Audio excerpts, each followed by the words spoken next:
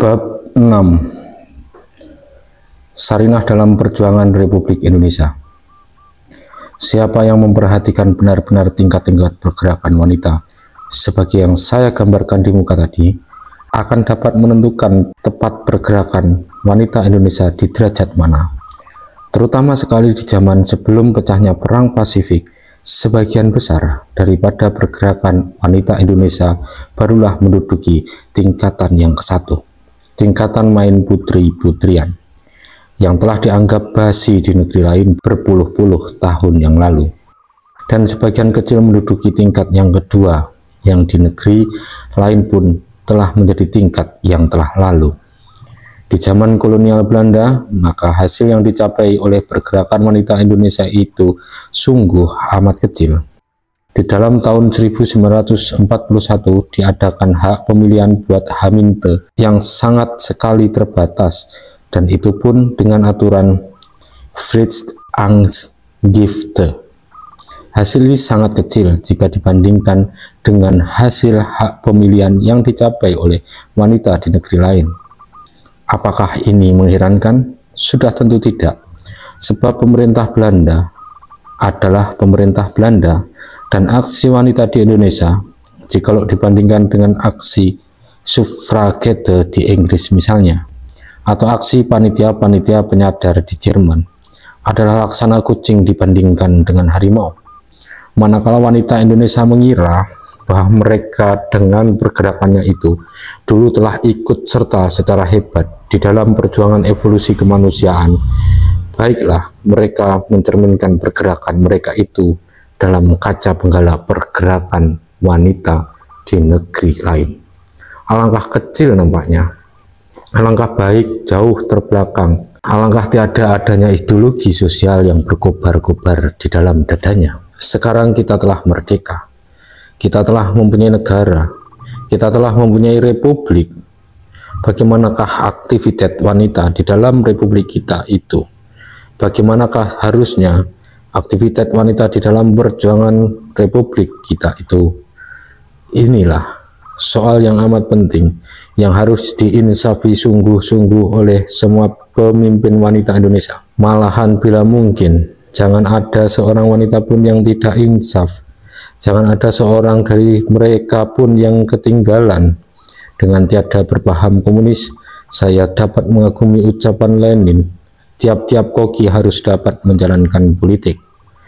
Buat segenap wanita Indonesia, itulah saya menulis kitab ini, supaya mereka insaf, supaya mereka ikut serta dalam perjuangan, supaya mereka mempunyai pedoman dalam perjuangan.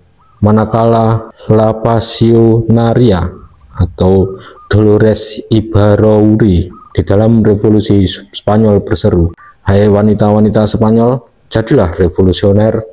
Tiada kemenangan revolusioner jika tiada wanita revolusioner." Maka saya berkata, "Hai wanita-wanita Indonesia, jadilah revolusioner. Tiada kemenangan revolusioner jika tiada wanita revolusioner, dan tiada wanita revolusioner jika tiada pedoman revolusioner."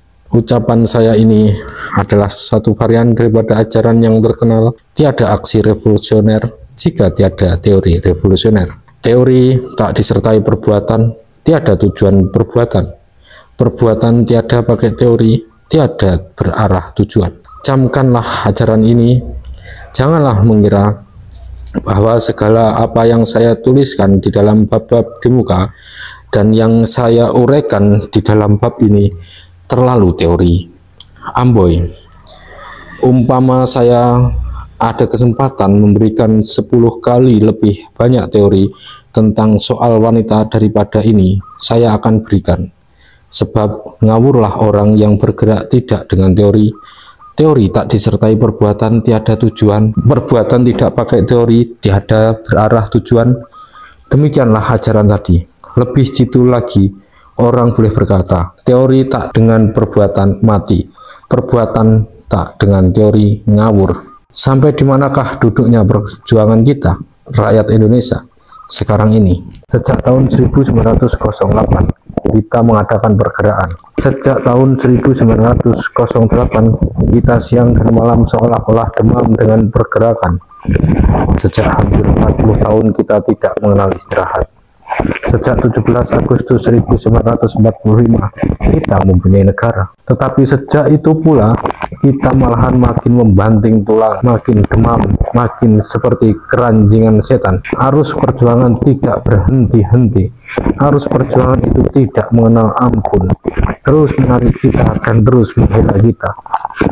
Sampai di manakah sekarang kita ini? Tatkala Wahidin Sudirohusodo pada tahun 1908 mendirikan Budi Utomo dengan diikuti oleh cendekiawan-cendekiawan intelek bangsa, maka dadanya adalah penuh dengan rasa cinta tanah air.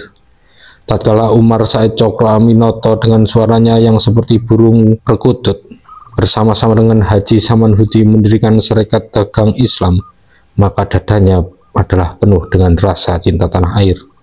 Tatkala tidak lama kemudian daripada itu beliau merubah Serikat Dagang Islam itu menjadi Serikat Islam, maka dadanya pun penuh dengan rasa cinta tanah air. Tatkala Ernest Dowes Dekker atau Setiabudi bersama-sama dengan Cipto Mangunkusumo dan Suwardi Suryoningrat, sekarang Ki Hajar Dewantara, mendirikan National Index Party, maka dada mereka penuh dengan rasa cinta tanah air. Tatkala Semaun dan Alimin dan Muso dan Darsono membangkitkan Partai Komunis Indonesia dan Serikat Rakyat, maka dadanya penuh dengan rasa cinta tanah air. Tatkala Muhammad Hatta dengan kawan-kawannya yang ulung bergerak dalam Perhimpunan Indonesia, maka dadanya penuh dengan rasa cinta tanah air. Tatkala Sutomo bersama-sama dengan kawan-kawannya intelektual mendirikan PBI, mendirikan Parindra, mendirikan Bank Nasional, maka dadanya penuh dengan rasa cinta tanah air. Tatkala saya bersama-sama dengan beberapa butir kawan mendirikan Partai Nasional Indonesia dan kemudian menggerakkan partai itu menjadi partai yang dicintai rakyat, maka dada saya, alhamdulillah, penuh pula dengan rasa cinta tanah air. Tatkala kita pada 17 Agustus 1945 dengan tekad yang bulat dan keras laksana peluru baja mendirikan republik, maka dada kita penuh dengan rasa cinta tanah air. Dan manakala kita sekarang mati-matian mempertahankan republik itu, mati-matian membentengi republik itu dengan kesetiaan kita, mati-matian merealisasikan isi semboyan kita, sekali merdeka tetap merdeka, maka dada kita semua penuh meluap-luap, menyala-nyala, berkobar-kobar dengan api cinta tanah air.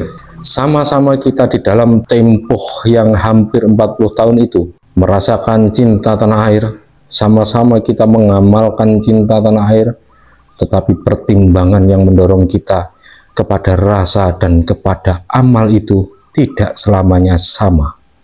Yang satu mengamalkan cinta tanah air karena ia merasa perlu membela kepentingan-kepentingan golongan putra-putra priayi yang kurang pengajaran dan perlu diberi pengajaran. Yang lain mengamalkan cinta tanah air karena perlu menyusun tenaga golongan kaum dagang Indonesia yang selalu terdesak oleh saingan asing.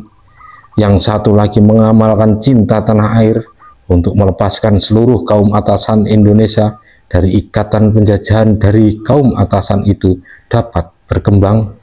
Yang lain lagi mengamalkan cinta tanah air untuk membela kepentingan kaum tani dan agama yang diikutinya. Partai Komunis Indonesia dan Serikat Rakyat mengamalkan cinta tanah air untuk menentang penghisapan golongan buruh dan tani oleh imperialisme. Parindra mengamalkan cinta tanah air sebagai kampionnya golongan yang agak atasan. Semuanya mengamalkan cinta tanah air, malahan barangkali semua mengejar Indonesia merdeka.